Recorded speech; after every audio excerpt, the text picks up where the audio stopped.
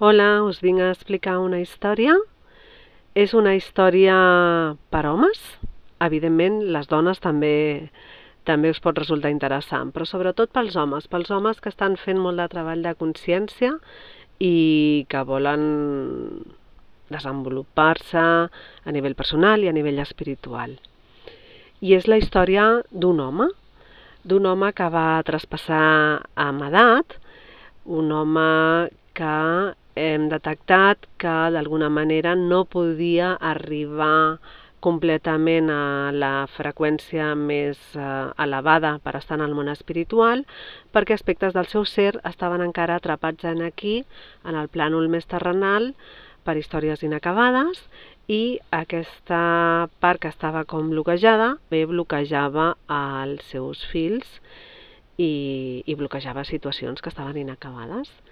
Llavors, us vull explicar el que ha passat. En primer lloc, cal entendre el món espiritual, i al món espiritual nosaltres tenim una fantasia aquí en el plànol terrenal. Tenim la fantasia de que podem fer calaixos separats per cada tema, que podem separar la nostra vida professional, de la nostra vida privada, de la nostra vida de parella, de la nostra vida amb els amics, etc. Ens creiem que podem fer calaixos, que són coses separades, i que si alguna cosa impacta en el nostre ser, doncs aquella zona queda afectada i les altres doncs no passa res. I llavors, clar, passa que quan vas al món espiritual com que te'n vas amb totes les zones, no només amb les que tu vols o amb les que tu has treballat, sinó que amb totes, també aquelles que has deixat aparcades. En aquest sentit, som una mica més com el Titanic, no? Com que no hi ha bodegues i tot el que està sota la línia de flotació i on podem ser afectats per ànima, doncs ens afecta a tot el nostre vaixell, no? Perquè quan passem al món espiritual ens anem amb el vaixell sencer, no ens anem amb un tros, ens anem amb tot. Llavors, us explico la història d'aquest home.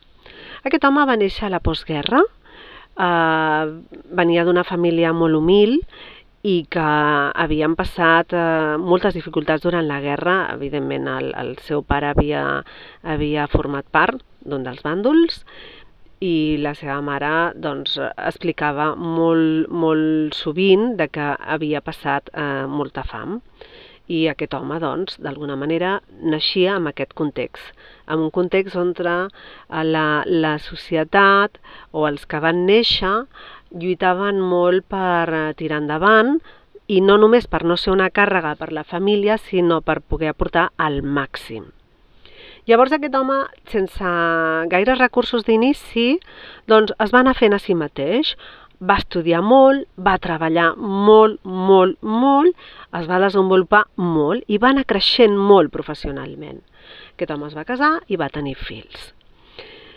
Llavors, a la família, com en moltes famílies, es contemplen els fills vius. Per tant, ell sí que es va dedicar a donar-li als seus fills vius tot allò que ell va poder donar i que inclús doncs, possiblement ell no havia tingut a la infantesa, no? Doncs una bona casa, uns bons estudis, que no els hi faltés de res, el que fan tots els pares que poden, no? I que intenten aportar tots els recursos perquè els fills tirin endavant. El que passa és que ell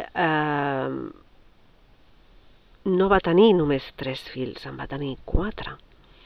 I aquest quart és un embaràs que no va arribar a terme.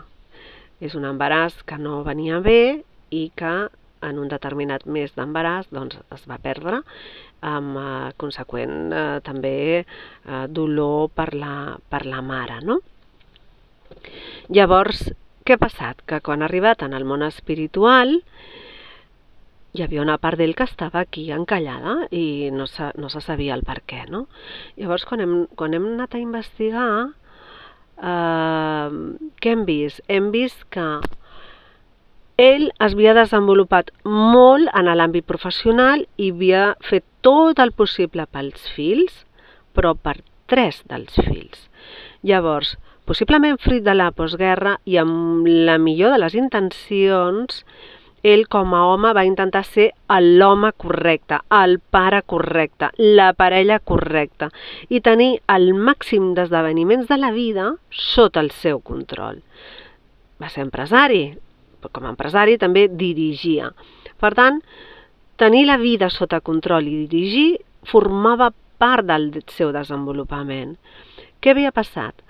Que amb el fill no nascut no hi havia claus del que hi havia que fer. No se sabia quina era la col·locació que havia d'agafar. Llavors, com era un tema en el qual ell no podia incidir, no podia fer res, no podia aportar res, el fer no tenia sentit, i la gestió de les emocions, no havia hagut formació, educació, ni tan sols esperava atenció, perquè es tirava endavant, llavors estirar endavant també vol dir que no es fa el dol i no es mira allò que és dolorós, perquè no s'hi pot fer res, no?, al cap i a la fi. Què va passar, doncs? Que aquest aspecte de la seva paternitat estava al punt de partida. No havia avançat en aquesta àrea. És a dir, havia avançat com a professional, no?, com a empresari, havia avançat com a parella, amb les circumstàncies que fos que visqués, havia avançat en 3 dels fills, però no havia avançat en el tema del fill no nascut i del com acompanyant a la parella en aquesta circumstància. Clar, l'interrogant que ell se li despertava en el món espiritual és però què puc fer? Jo no puc fer res, no? Exacte. I aquesta era el gran aprenentatge, la gran lliçó de vida per a aquesta ànima, i és com la vida no sempre està sota el nostre control. A vegades hi ha situacions en les que no podem fer res. La vida passa per damunt nostre, ens deixa amb les mans lligades. I no podem fer, però sí podem estar. Llavors, aquí el gran aprenentatge era acceptar que era una circumstància que no requeria ser manegada, que no calia que incidís, que no calia que la canviés, que el que calia era acceptar-la, fer costat a la parella en aquest moment tan difícil que és la pèrdua d'un fill de tots dos, que no és només de la dona el fill, també és d'ell, i donar-se compte que hi ha una consciència que volia baixar aquest plànol i que no sabem si va decidir només estar uns mesos o volia estar més, però si volia estar més no va poder ser perquè biològicament van passar coses, i que també aquesta consciència necessita ser acceptada, mirada, saber que pertany, saber que forma part de la família. Llavors ell està present com a pare per aquesta criatura també, no?, per aquest infant no nascut, per donar-li la benvinguda i dir-li o explicar-li, no?, simplement, mira, jo estic aquí, jo sóc el teu pare, per la raó que sigui, el teu cos no s'ha pogut desenvolupar fins al final, però això no vol dir que no pertanyis, jo et veig i pertanys a la família i ets un fill meu.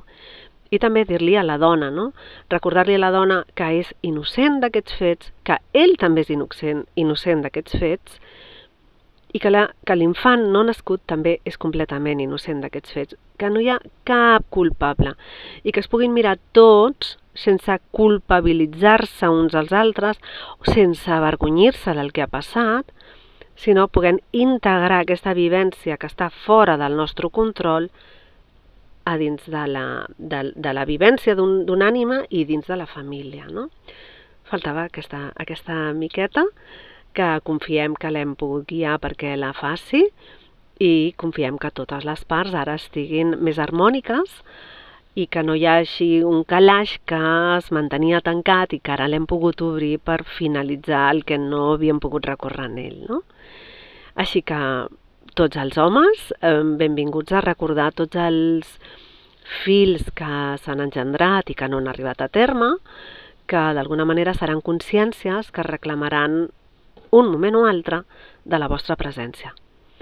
Òbviament, a les mares, recordar-vos el mateix, però jo a les mares els hi parlo moltes vegades, d'acord? Aquesta vegada parlo específicament pels homes. Que tingueu un bon dia.